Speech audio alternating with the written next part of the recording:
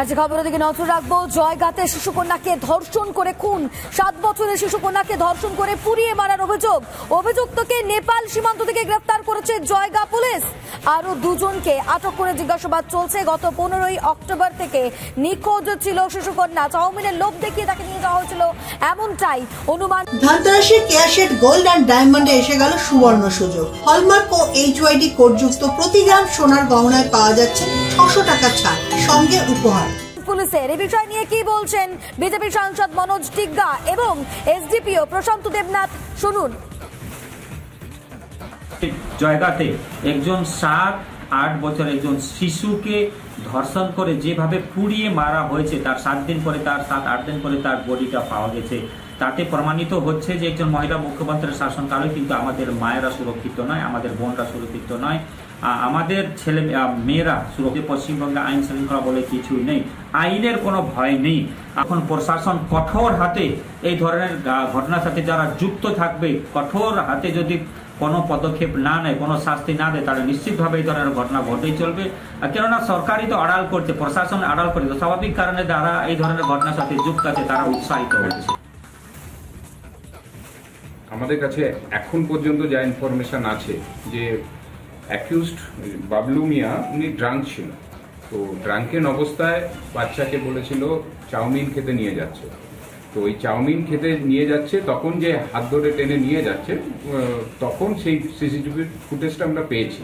ওই উদ্দেশ্যে নিয়ে গেছে, নিয়ে গিয়ে কি করেছে এবং কোথায় নিয়ে গেছে তো ও তো আমরা যেটা ডালডাবাড়ি আছে, ডালডাবাড়ির যেখান থেকে আমরা বডিটা উদ্ধার করেছি, এই ইন বিটুইনই ঘটনা রয়েছে। एक्यूज्ड एज पर इंफॉर्मेशन 3 है और मतलब जो मेन एक्यूज्ड है वो उसको अरेस्ट किया गया है, बाकी वो सस्पेक्टेड है।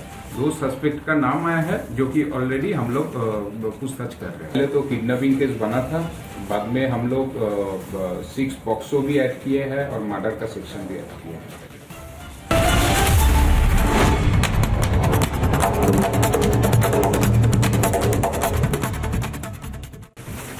অমিত শাহের সঙ্গে সাক্ষাতের আবেদন জানিয়ে ইমেল পাঠালেন আরজি করের অভয়ার বাবা মা। কেন্দ্রীয় স্বরাষ্ট্রমন্ত্রীর সহায়তা প্রার্থনা করেই ইমেল।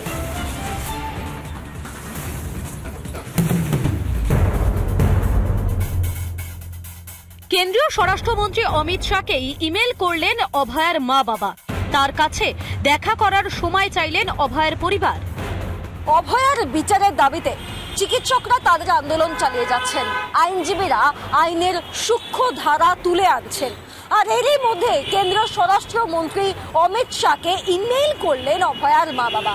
তাদের মানসিক অবস্থা ভালো নেই, অমিত শাহের সঙ্গে দেখা করার ইচ্ছাও প্রকাশ করেন তারা। কি রয়েছে ইমেলে? বর্তমান পরিস্থিতি নিয়ে কথা বলার আবেদন, দেখা করে কথা বলার আবেদন, যে কোনো স্থানে যে কোনো সময় দেখা করার আবেদন, কথা বলার সুযোগ পেলে কৃতজ্ঞ থাকার কথা উল্লেখ ইমেলে। সোমবার জুনিয়র চিকিৎসকদের ধর্মতলার অনশন মঞ্চে যান নির্যাতিতার পরিবার। ন্যায় বিচারের জন্য আন্দোলনে পূর্ণ সমর্থনের কথা বলেন অভয়ার পরিবার। জুনিয়র চিকিৎসকদের অনশন তুলে নিতেও আবেদন করেন তারা। অভয়া কাণ্ডে রাজ্যের প্রতি আস্থা হারিয়ে 17 দিনের মাথায় অনশন তুলে নেন জুনিয়র চিকিৎসকেরা। মেয়ে মারা গেছে, সেটা তো তথ্য প্রমাণ সব লোপাট হয়েছে আমাদের সামনে বসিয়ে রেখেই। আমাদের এখানে বলা হয়েছে তাড়াতাড়ি আসুন, ওখানে আমরা বসে রয়েছি 3-3.5 ঘন্টা, আমাদের ঢুকতেই দেওয়া হয়নি, সব তথ্য প্রমাণ লোপাট হয়েছে। সিবিআই তদন্ত করতে দেরি হচ্ছে, তাই আমাদের ধৈর্য ধরতে হচ্ছে। গত অগস্ট মাসের 9 তারিখ আরজিকর হাসপাতালে ঘটে গিয়েছিল এক মর্মান্তিক ঘটনা। নিজের কর্মস্থলেই ধর্ষণ এবং খুন হতে হয় তরুণী চিকিৎসককে। সেই ঘটনার জল গড়িয়েছে সুপ্রিম কোর্ট পর্যন্ত। তরুণী চিকিৎসকের ন্যায় বিচারের দাবিতে রাস্তায় নেমেছে মানুষের ঢল। টানা আন্দোলন চালিয়ে যাচ্ছেন চিকিৎসকেরা। ঘটনার তদন্ত করছে সিবিআই। বিচার পেতে আর কতদিন সময় লাগবে সেই প্রশ্ন এখন নাড়া দিচ্ছে বাংলা জুড়ে। সৈকত পালের রিপোর্ট, রিপাবলিক বাংলা।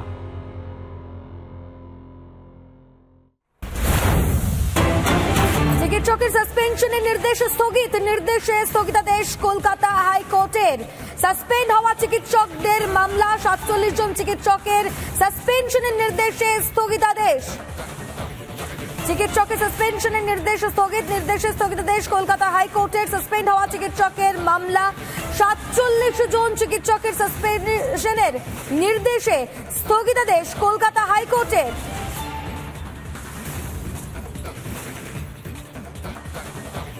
দুজন যদি দোষ করে থাকে তার এগেনস্টে শাস্তি হোক, সেটা আমরাও বলছি, কিন্তু তা বলে 53 জনকে ওরা এত বাজে বাজে অ্যালিগেশন দিয়ে লাগিয়ে দেবে, এটা খুব খারাপ। এবং এটা খুব আমরা মর্মাহত হয়েছি যে আমাদের সিনিয়ররাই এরকম করছে, একটা গ্রুপ অফ পিপল এরকম করছে। পুরো আরজিকর কিন্তু ওদের সাথে নেই, এই কমপ্লেনে ছিল না। এবং আমি বলতে পারি যে কমপ্লেনটা যেটা হয়েছিল অ্যাসোসিয়েশনের তরফ থেকে, সেই কমপ্লেনে ব্ল্যাঙ্ক পেপার সাইন করানো হয় এবং এরকম দুজন সাইন করেছে যাদের আবার সাসপেন্ড করা হয়েছে। ওদের সাথে কলেজে ঢুকলে হয়তো আমাদের একজন ছেলে ঘর ভেঙে দিয়েছে, একজন ছেলেকে মারপিট করেছে, রাস্তার মধ্যে ফেলে মেরেছে, এই ছেলেগুলো যারা কমপ্লেন করেছে। তো এই যে থ্রেট কালচারটা কারেন্টলি তৈরি হচ্ছে, এটা আগের থেকে অনেক বেশি ভয়ানক, অনেক গুণ বেশি থ্রেটেন্ড আমরা ফিল করছি। এবং খালি আমরা না, কলেজের প্রত্যেকটা ছেলেমেয়েকে বলা হচ্ছে তোরা যদি ওদের পাশে দাঁড়াস তাহলে তোদেরকেও ওদের মতো অবস্থা করে দেবো, এক্সপেল করে দেবো, বহিষ্কার করে দেবো কলেজ থেকে। এই যে কমপ্লেনগুলো খুব বাজে, আমরা সত্যি মর্মাহত ছিলাম। কিন্তু আজকে এই যে আমাদের আইনের সংবিধানের উপর আমাদের একটা ভরসা ছিল যে দেশের আইন কানুন এখনও আছে, সংবিধান আছে, সেটার জন্য আমরা খুবই খুশি যে আইন আমাদের পাশে রয়েছে। আজ খবরের দিকে নজর রাখবো। জয়গাতে শিশুকন্যাকে ধর্ষণ করে খুন, 7 বছরের শিশুকন্যাকে ধর্ষণ করে পুড়িয়ে মারার অভিযোগ। অভিযুক্তকে নেপাল সীমান্ত থেকে গ্রেফতার করেছে জয়গা পুলিশ।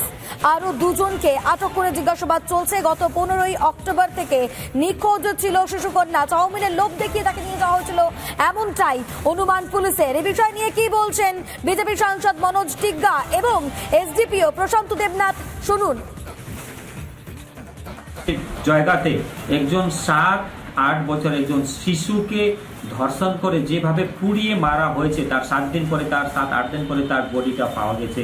তাতে প্রমাণিত হচ্ছে যে একজন মহিলা মুখ্যমন্ত্রীর শাসনকালে কিন্তু আমাদের মায়েরা সুরক্ষিত নয়, আমাদের বোনরা সুরক্ষিত নয়, আমাদের ছেলে মেয়েরা সুরক্ষিত। পশ্চিমবঙ্গে আইন শৃঙ্খলা বলে কিছুই নেই, আইনের কোনো ভয় নেই।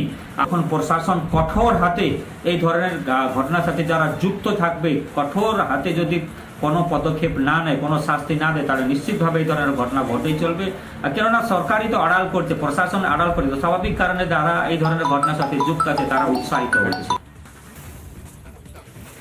আমাদের কাছে এখন পর্যন্ত যা ইনফরমেশন আছে যে অ্যাকিউজড বাবলু মিয়া উনি ড্রাঙ্ক ছিল। তো ড্রাঙ্কেন অবস্থায় বাচ্চাকে বলেছিল চাউমিন খেতে নিয়ে যাচ্ছে।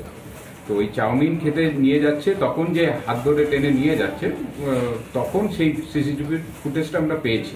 ওই উদ্দেশ্যে নিয়ে গেছে, নিয়ে গিয়ে কি করেছে এবং কোথায় নিয়ে গেছে, তো ও তো আমরা যেটা ডালডা বাড়ি আছে, ডালডা বাড়ির যেখান থেকে আমরা বডিটা উদ্ধার করেছি, এই ইন বিটুইনই ঘটনা রয়েছে। অ্যাকিউজড